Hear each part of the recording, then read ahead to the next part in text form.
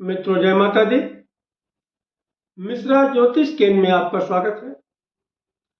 हमारे पास माता पिता की ओर से एक बहुत बड़ी समस्या को लेकर के प्रश्न आ रहे हैं। गुरुजी, मेरे बच्चों की शादी कब होगी?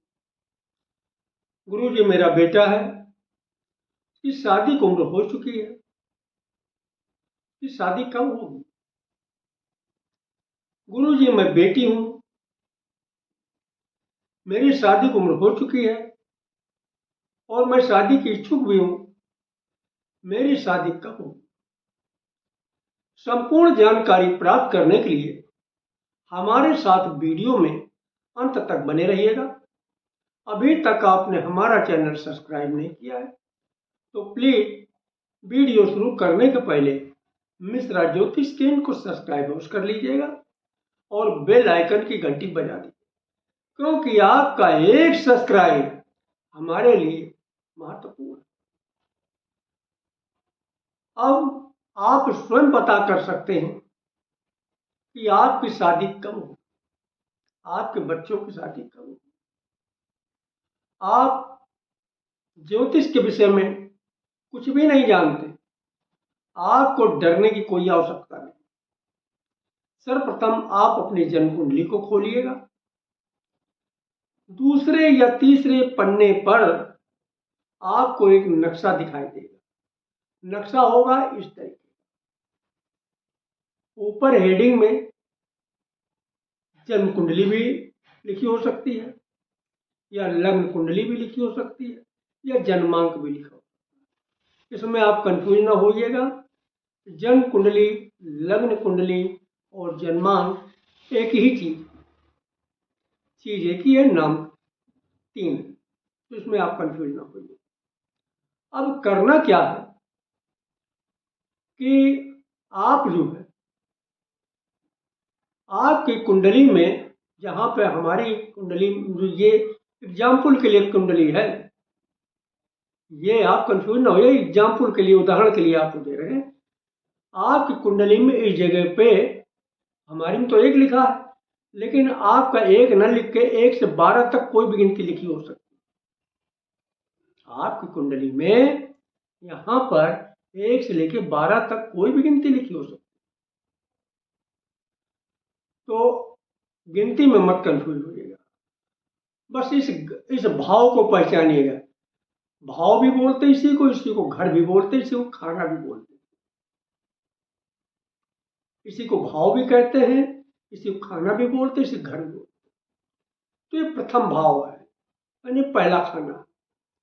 पहले खाने में शुभ ग्रह विराजमान। इस खाने में शुभ ग्रह बैठे हों। अब शुभ ग्रह कौन कौन से? शुभ ग्रह 4 ग्रह होते हैं। जैसे यहां पे गुरु बैठे हुए, या शुक्राचार्य महाराज बैठे हुए, यानी शुक्र बैठे हुए, या फिर चंद्र ग्रह बैठा हो, या बुध ग्रह बैठे। 4 में कोई ग्रह बैठा हो, 2 बैठे हो, 3 बैठे हो, 1 बैठा हो, चारों बैठे हो। और जब इनकी अंतर्दशा आएगी, जो ग्रह यहां पे बैठा होगा प्रथम भाव में, पहले खाने में, जब इसकी अंतर्दशा आएगी तो अचानक से विवाह के प्रबल योग बनेंगे। लेकिन ये कंडीशन हर एक की कुंडली में आ नहीं सकती। अब दूसरी कंडीशन देख लीजिएगा। अब दूसरी कंडीशन ये है कि 11वें खाने में, जहां आप, हमारे में 11 लिखा है, आपकी कुंडली में यहां पे 1 से लेके 12 तक कोई भी गिनती लिखी हो सकती, लेकिन आप इस खाने को पहचानिएगा। यहां से अगर आप गिनेंगे तो 11वां खाना पड़ेगा। तो हम तो ये आपको समझाने के लिए इसका इस्तेमाल कर रहे हैं। तो ये 11वां स्थान है। 11वें स्थान पे अगर गुरु महाराज बैठे हुए, यहाँ पे अगर गुरु बैठे हुए हैं, देवगुरु बृहस्पति, या फिर आपके कि जहां 3 नंबर लिखा हुआ यहां पे बैठे हुए, फिर क्या होगा? तो इनकी सीधी दृष्टि जो है विवाह स्थान पर पड़ती है। विवाह स्थान कौन सा होता है? 7वां स्थान। इस कुंडली में 7वां घर जो होता है, 7वां खाना होता है, विवाह का होता है। और देवगुरु बृहस्पति की दृष्टि इस 7वें ये 7वां खाना है, 7वां, तो यहां पे पड़ रही है। कैसे पड़ रही है? देखिए, देवगुरु बृहस्पति के 3 दृष्टियां होती हैं। कौन कौन सी 3 होती है? 5वीं दृष्टि, 7वीं दृष्टि और 9वीं दृष्टि। कौन कौन सी? 5, 7 और 9। अब 11वें स्थान पर बैठ के देवगुरु बृहस्पति अपनी 9वीं दृष्टि से विवाह स्थान को देख रहे हैं। कैसे देख रहे हैं? अब आप गिन लीजिएगा, आपको सब मालूम हो जाएगा। 1, 2, 3, 4, 5, 6, 7, 8, 9। 9वीं दृष्टि पड़ी। 11वें स्थान से 9वीं दृष्टि पड़ रही विवाह स्थान। और तीसरे स्थान पर बैठ के 5वीं दृष्टि पड़ती है। तीसरे स्थान पर बैठ के 5वीं दृष्टि देवगुरु बृहस्पति की विवाह स्थान पड़ रही है। कैसे पड़ रही है आप ये भी देख लीजिएगा। 1, 2, 3, 4, 5। इतनी बात क्लियर हुई। अब देवगुरु बृहस्पति की जब अंतर्दशा आएगी तो अचानक से विवाह के प्रबल योग आपके बनेंगे। इस कंडीशन में देवगुरु बृहस्पति की जब अंतर्दशा आएगी तो अचानक से आपके विवाह के प्रबल योग बनेंगे। अब ये भी अगर आपकी कुंडली में ये भी कंडीशन नहीं है। देखिए, एक कुंडली में सारी कंडीशन नहीं लागू होती, इसलिए आपको अलग अलग सूत्र बताए जा रहे हैं। अब मान लीजिए तीसरा फार्मूला, तीसरा सूत्र है, ये 7वां स्थान है। अभी मैंने कुछ देर पहले बताया था, ये 7वां स्थान। लग्न से जब यानी पहले स्थान से जब जोड़ गिनेंगे तो 7वां पड़ेगा। 1, 2, 3, 4, 5, 6, 7। तो आप खाना पहचानिए, गिनती से कोई मतलब नहीं, खाना देखिएगा, यही विवाह स्थान है। अब यहां पर शुभ ग्रह कोई भी बैठा हुआ, अभी थोड़ी देर पहले मैंने बताया था, शुभ ग्रह होते हैं देवगुरु बृहस्पति, शुक्र, असुर गुरु शुक्र और बृहस्पति, चंद्रमा और बुध यहां विवाह स्थान पर बैठे। और इनकी अंतर्दशा आ जाए, इनमें से 3 बैठे हो, 2 बैठे हो, 1 बैठा हो, जो भी ग्रह यहां बैठा होगा विवाह स्थान पे, उसकी जब अंतर्दशा आएगी तो अचानक से विवाह का आपके योग बनेगा। लेकिन एक कंडीशन और भी है, ये जो ग्रह बैठा हो, ये ग्रह कहीं से पीड़ित नहीं होना चाहिए, बलवान होना चाहिए।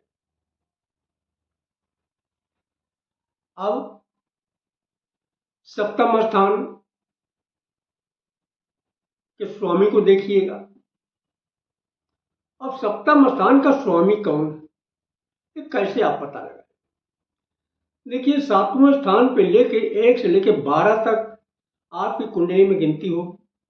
हमारे में तो जो है 7 नंबर की गिनती, लेकिन आपके 1 से 12 तक कोई भी गिनती लिखी हो सकती है। गिनती से मत कंफ्यूज हो, मैं बार बार आप लोग को कह रहा हूँ, ये स्थान पहचानिए। तो 1 से 12 तक कोई भी गिनती लिखी हो सकती है, यही आपको स्वामी है। अब कैसे समझें? कागज कलम निकालिएगा और मैं आपको बता रहा हूं, उसे आप नोट करिएगा। अगर इस स्थान पे 7वें स्थान पे, इसको 7वां स्थान बोलते हैं, अगर 7वें स्थान पर 1 नंबर लिखा हुआ तो इसका स्वामी मंगल हुआ। 7वें स्थान पर अगर 2 लिखा है तो स्वामी हुआ शुक्र। 3 लिखा हुआ है तो स्वामी है बुध। 4 लिखा हुआ है तो स्वामी है चंद्रमा। 5 लिखा हुआ है तो स्वामी है सूर्य। 6 लिखा हुआ है तो स्वामी बुध है। 7 लिखा हुआ तो स्वामी शुक्र। 8 लिखा हुआ तो स्वामी मंगल। 9 लिखा हुआ है तो स्वामी देवगुरु बृहस्पति। 10 लिखा हुआ है तो शनि महाराज।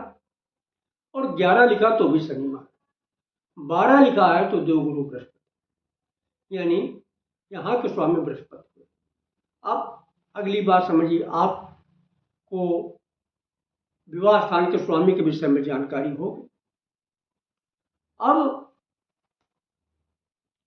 आगे क्या है, अगर ये जो है विवाह स्थान के स्वामी किसी भी अन्य ग्रह के साथ बैठ जाते, पूरी कुंडली में किसी भी ग्रह के साथ बैठ जाते हैं और उस ग्रह की अंतर्दशा आ जाती जिसके साथ बैठते हैं, तो अचानक से विवाह के प्रबल योग बन जाते। और एक सूत्र और है, ये विवाह स्थान का स्वामी जो है, अभी जो मैंने बताया विवाह स्थान का स्वामी, ये जो भी विवाह स्थान का स्वामी है, अगर इसकी अंतर्दशा आ जाती है, दशा आ जाती है, तो अचानक से आपके विवाह के प्रबल योग बन जाते हैं। अब एक और फार्मूला, ये सारे फार्मूले एक ही कुंडली में लागू नहीं हो पाए। कुछ फार्मूले आपकी कुंडली में लागू होंगे, कुछ दूसरे कुंडली में लागू। तो मैं लास्ट फार्मूला बता रहा हूं, है तो फार्मूले बहुत, लेकिन मैं यहाँ पे आखिरी बता रहा हूं। अगर इस स्थान पे